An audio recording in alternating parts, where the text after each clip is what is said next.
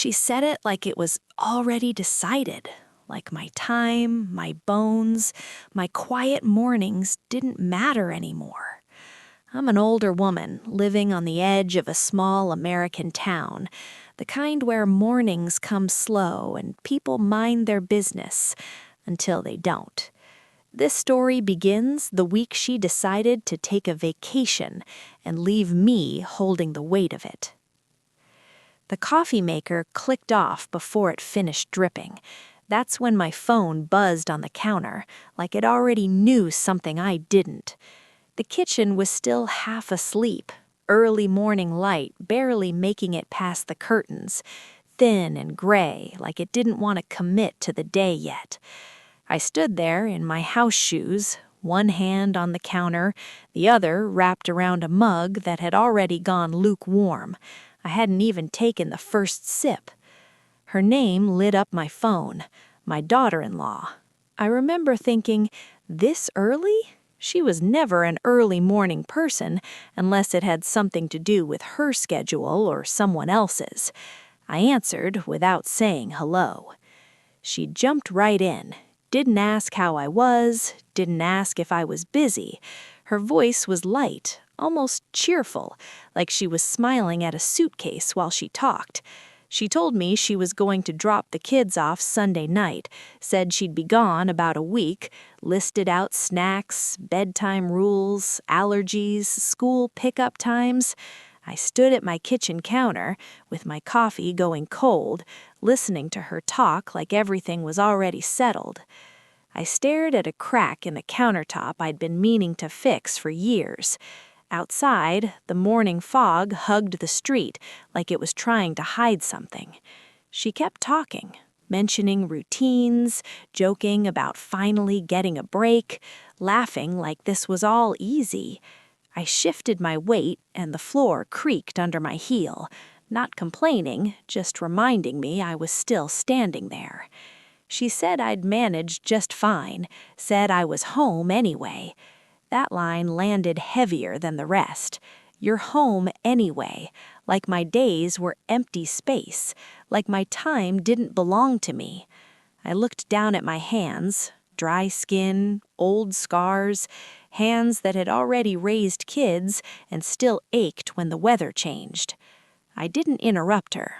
I let the silence stretch on my end long enough that it should have felt awkward. She filled it herself. She always did. She asked if I was there, and I made a sound instead of answering, just enough to keep the call moving. She laughed again, confident, already gone in her head. She never asked if I could. She never asked if I wanted to. She just assumed. When she finally said goodbye and hung up, the quiet rushed back into the house too fast. I stood there with the phone still in my hand, screen dark, my reflection staring back at me. The house felt smaller. The coffee tasted bitter when I finally drank it. I set the mug down and listened to the clock tick and the refrigerator hum. Outside, the fog started to lift, just enough to show the street again. And standing there, alone in my kitchen, I couldn't stop wondering why she sounded so sure I'd say yes to something she never asked me to do. The house didn't change after the call, but it felt like it did. The air sat heavier, like the walls leaned in just a little, listening for what I might say out loud. I stayed in the kitchen longer than I needed to, the mug still on the counter, the phone face down beside it like it might ring again if I looked at it wrong. I picked up the mug and walked into the living room, each step slow and measured. The floor creaked under me, not complaining, just acknowledging I was still here. This room had held years. Birthday candles, arguments that never quite found an ending, quiet Sunday afternoons when my son was younger and still sat close without realizing it.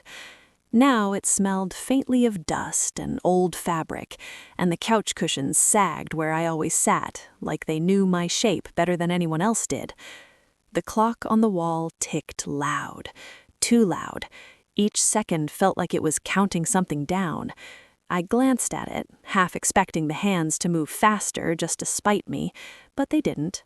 Time never rushes when you want it to.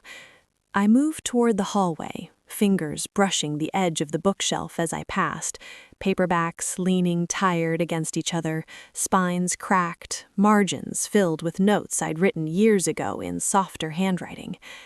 At the end of the hall, the photo wall waited. I hadn't planned on stopping there, but I did. Pictures layered over time in mismatched frames. My son at 5, missing 2 front teeth, grinning like he owned the world. My son at 16, trying not to smile and failing anyway. My son on his wedding day, standing next to her. She looked beautiful that day, confident and certain. In that picture, his arm was around her, but his shoulders looked tight, like he was holding something in place.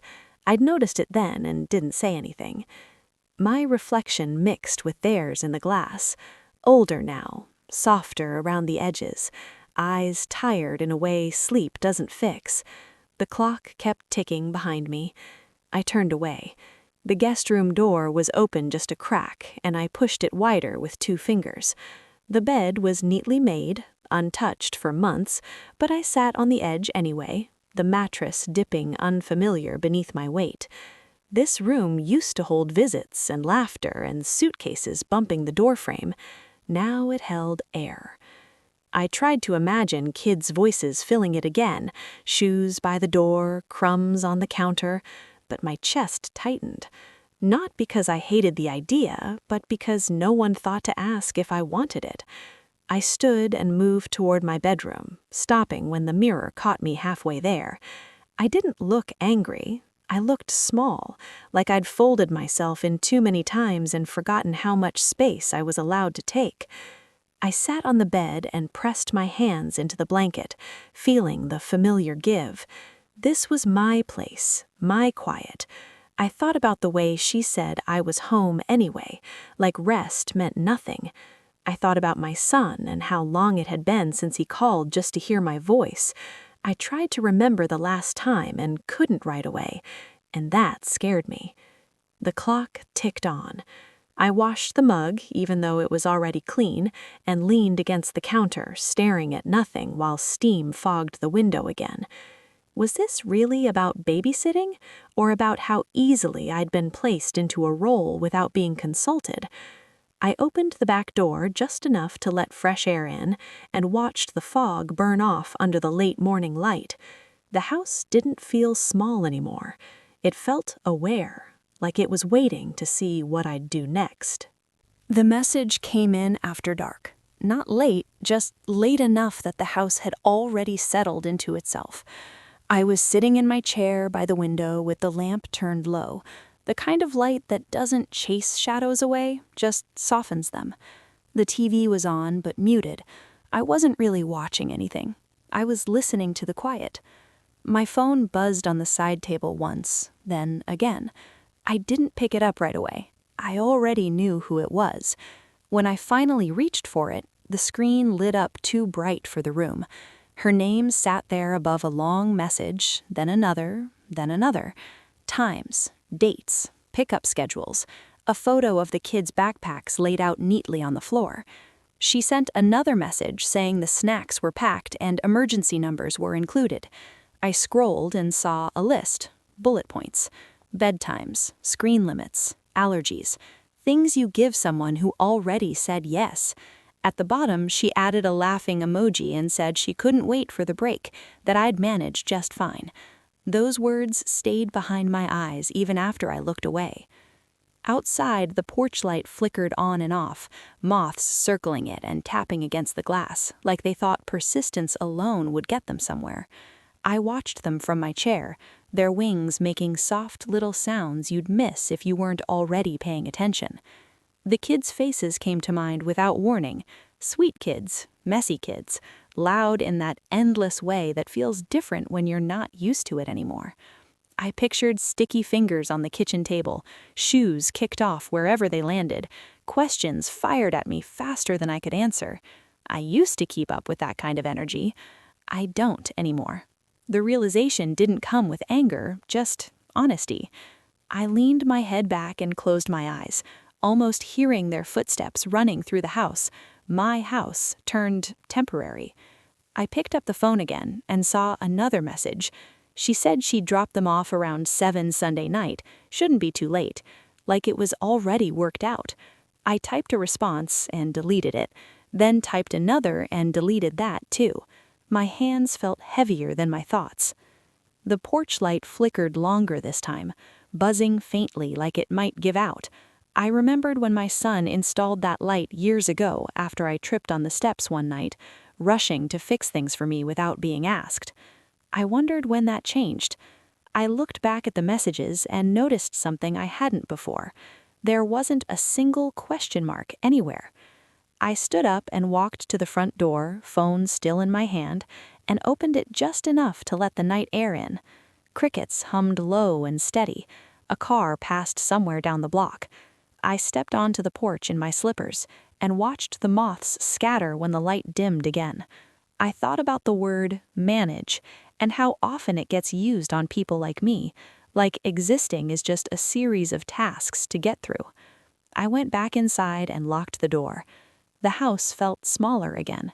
I walked past the couch and the hallway photos and stopped in front of one I hadn't looked at in a while. Me and my son in the kitchen years ago, him leaning in like he needed something. I remembered that day, how he asked if I was tired, and how I told him I was fine. I set the phone down on the dining table and sat across from it like it was a person waiting for an answer. I didn't pick it up. I looked around the room instead, at the dent in the table from when the kids were toddlers and rammed a toy into it during a visit. I never fixed it because I liked the proof that I'd been there for things. But this felt different. This felt like being written into a story without being given a say in the plot. The porch light flickered one last time, then stayed steady. I thought about saying yes just to keep the peace, how easy that would be, how expected. Then I thought about how tired I felt, not in my body, but somewhere deeper, the kind of tired that comes from always being available. I picked up the phone one last time, read the messages again, then set it face down on the table. The quiet came back, thick and full. The kids weren't here yet, but it already felt like something was being taken. I stared at the dark screen and asked myself why it felt like I was disappearing from my own life. The question didn't need an answer right away. It just needed to be heard, so I let it sit there with me, in the quiet, waiting. I didn't really sleep. I drifted in and out of it, the way you do when your mind refuses to stand down.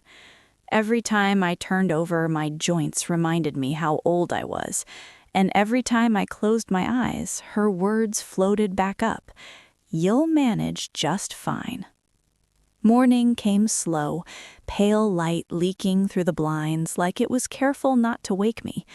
The house was quiet in that early way, before the world starts asking for things. I sat on the edge of the bed and let my feet find the floor, cold and solid, and that helped. I stayed there longer than usual, hands resting on my knees, breathing in the stillness. My head felt clearer than it had the night before. Not calm exactly, but steadier, like something had settled into place. I shuffled into the kitchen and started the coffee, the familiar gurgle grounding me. Outside, a bird called once, then again, like it was checking to see if anyone was listening. When the coffee finished, I poured a cup and actually drank it this time, hot and bitter, the way I liked it. I didn't really sleep. I drifted in and out of it, the way you do when your mind refuses to stand down.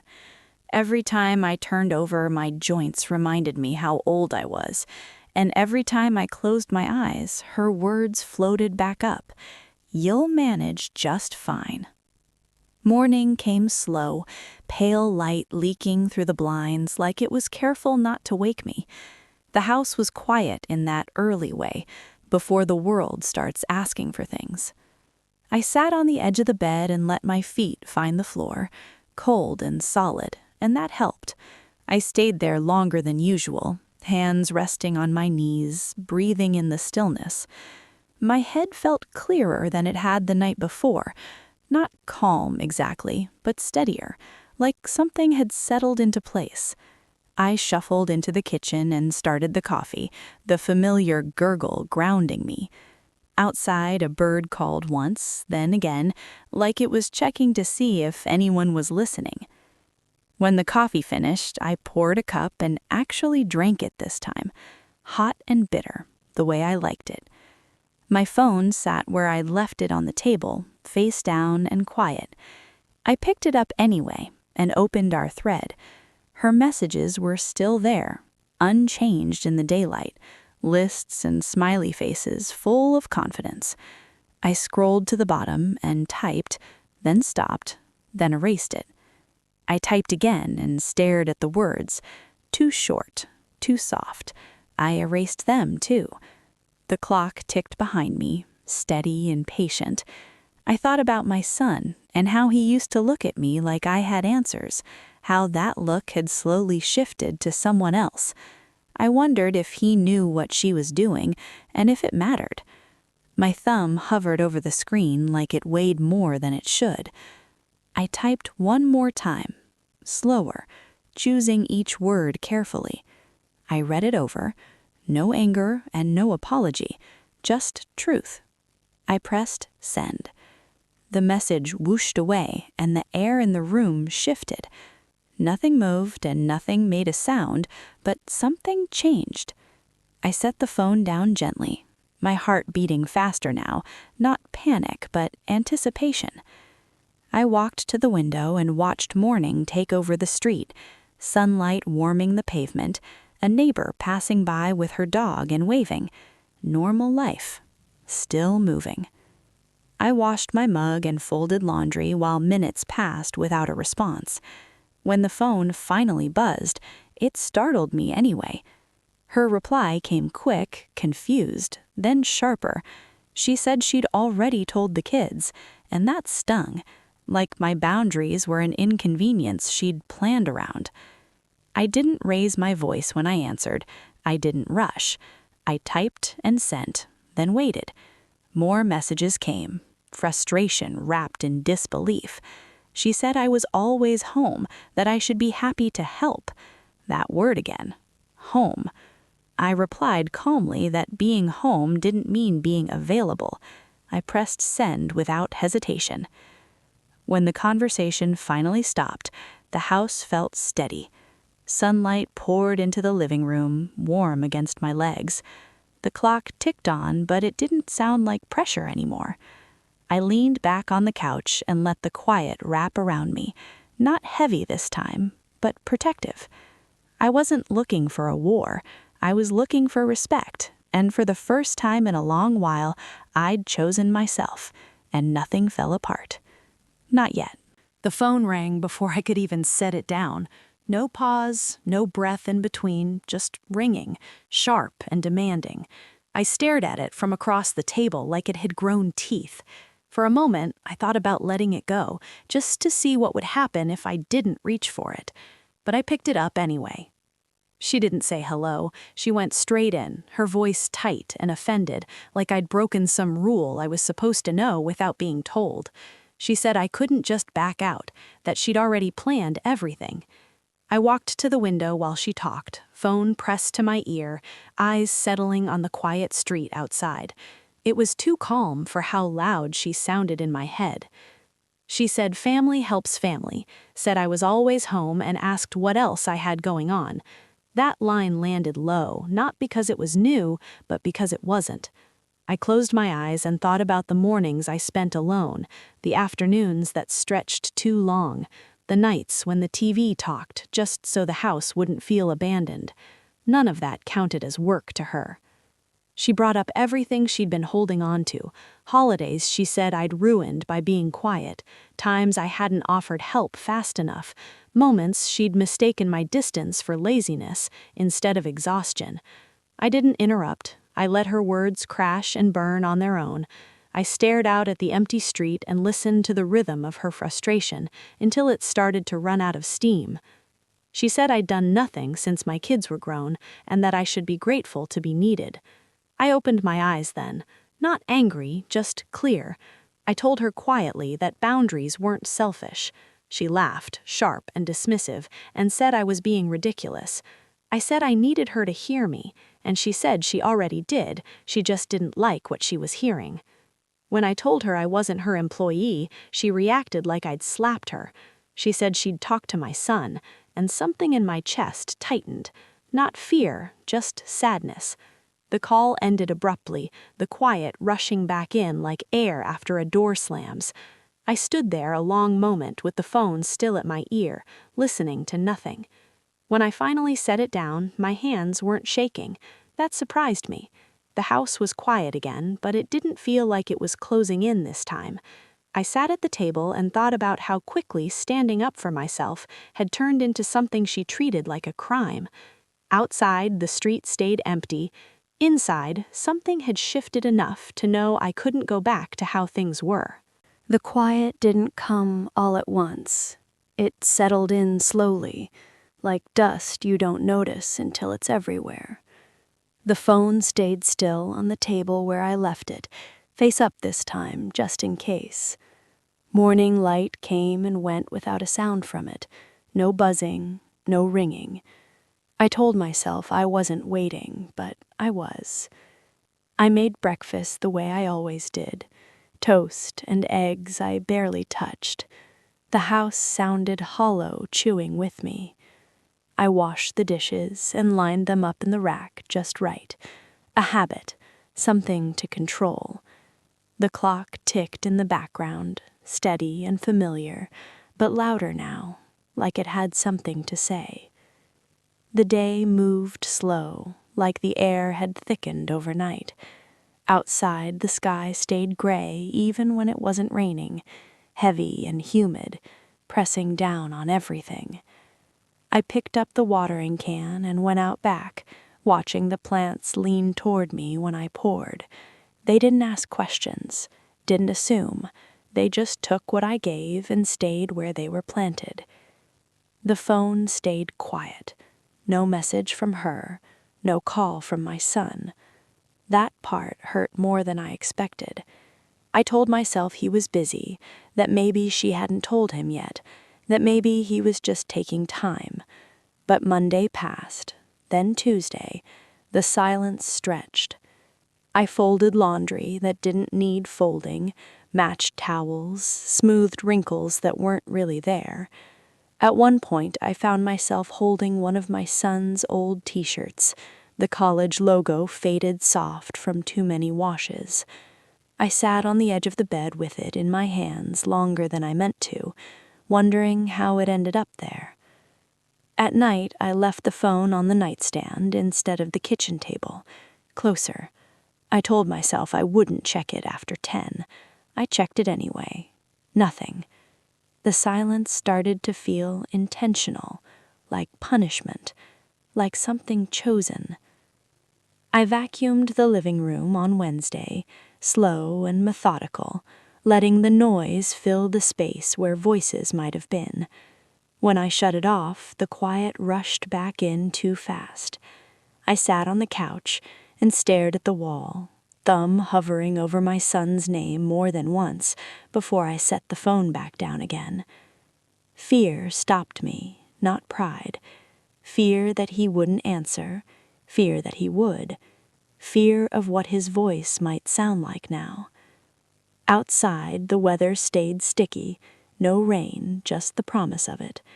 I went through my routines like muscle memory was carrying me. Morning coffee, afternoon chores, evening TV I didn't really watch. At night, the ache showed up, not sharp, just there, a tightness behind my ribs that didn't care what I distracted myself with. I lay in bed listening to the ceiling fan click and thought about the word selfish, how easy it is to throw around, and how heavy it feels when it sticks. I walked through the house in the dark one night, bare feet on cool floors. The hallway photos watched me pass. I stopped in front of the wedding picture again and noticed how his hand was clenched just a little. I wondered if he was clenching it now, too. On Thursday, I went to the grocery store just to be around people. Milk, bread. I stood in line longer than I needed to and listened to strangers complain about the heat. Normal things. It helped. When I got home, I checked the phone again. Still nothing. That night, I sat on the porch with the light on, bugs circling the glass the same way they always did, persistent. I wondered if that's how she'd seen me before, just there, useful when needed. I closed my eyes and listened to distant laughter somewhere down the block, a family together, and felt the ache settle deeper. Friday came, then Saturday. Each day felt longer than the last. I cleaned out a drawer, sorted old mail, found birthday cards my son had written when he was little, crooked letters, big feelings. I spread them out on the table and reminded myself I hadn't imagined my worth, even if no one was saying it now. Late Saturday afternoon, the phone buzzed once. My heart jumped. I grabbed it too fast. Spam.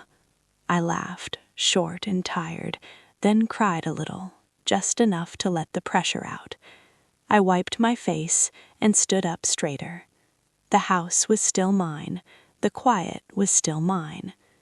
As the sun dipped low and the room filled with soft amber light, I stood at the window and asked myself the question I'd been avoiding. Was this the cost of choosing myself? Maybe, but standing there, breathing slow, I realized silence isn't always punishment. Sometimes it's space, and space can be the beginning of something new.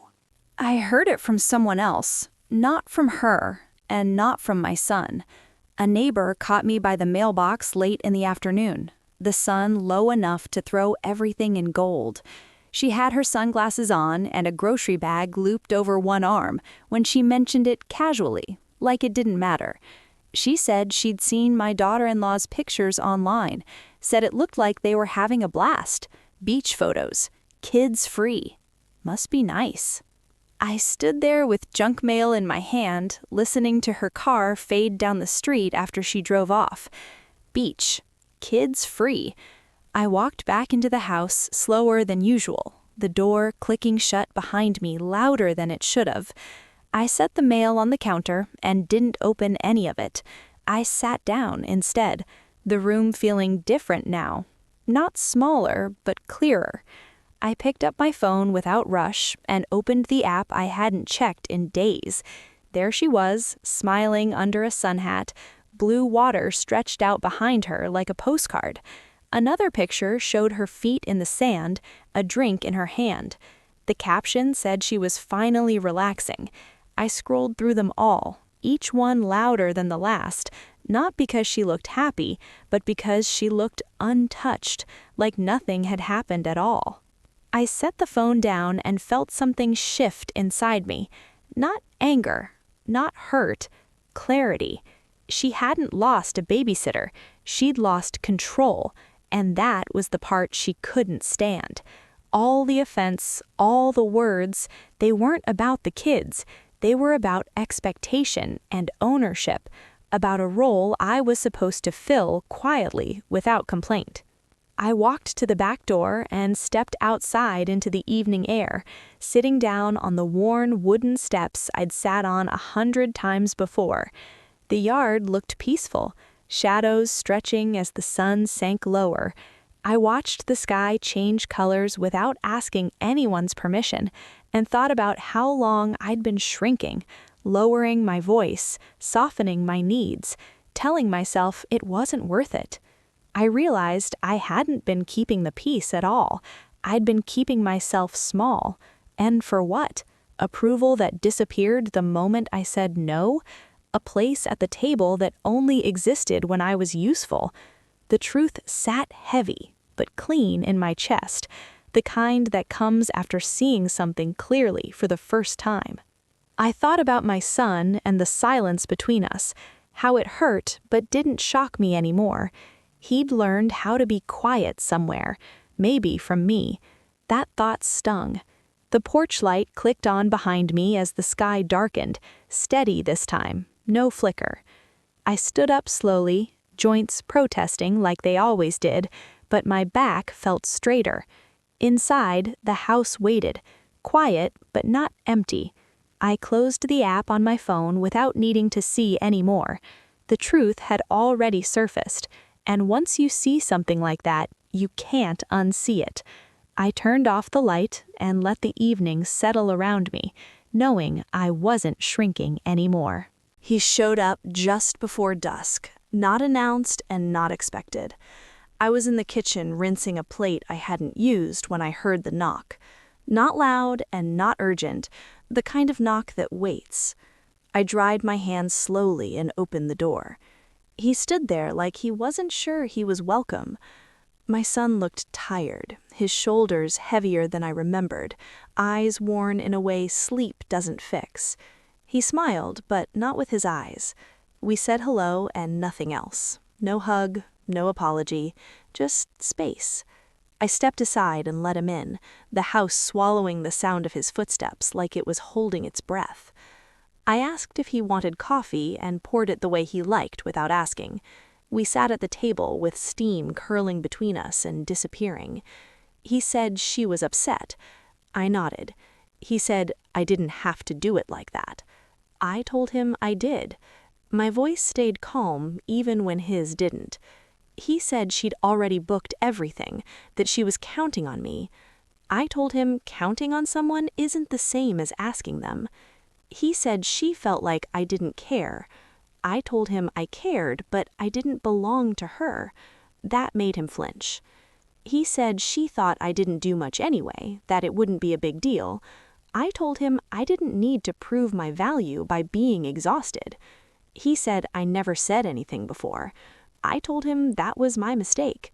The house stayed quiet and steady around us, like it approved. I told him I loved him, but I wouldn't be volunteered, spoken to like I didn't matter, or stay silent just to keep things smooth. He said she wasn't used to hearing no. I said that didn't make it wrong. Outside, the sky faded into deep blue, and the streetlights flicked on one by one. When he stood to leave, he hesitated and asked if I was okay. I thought about it and said yes. He nodded and stepped back into the evening. I stood at the door a moment longer than necessary, listening to the quiet settle in behind me. The house felt earned now, calm, final. I turned off the lamp and sat in the dark, letting the stillness hold me. She thought my silence meant weakness, but silence had never been the problem. Letting it speak for me was, and that was the biggest mistake of all. If you feel comfortable, I'd appreciate it if you left a like on this video. It helps these quiet stories reach the people who might need them most. You can subscribe to the channel if you'd like to hear more stories like this. Stories about love, endurance, and the things we carry longer than we should. And if you want to, tell me in the comments where you're listening from. I read them, truly. Knowing this story traveled farther than my living room gives me more comfort than you might imagine. Thank you for sitting with me. Take care of yourself, and take care of the people you love.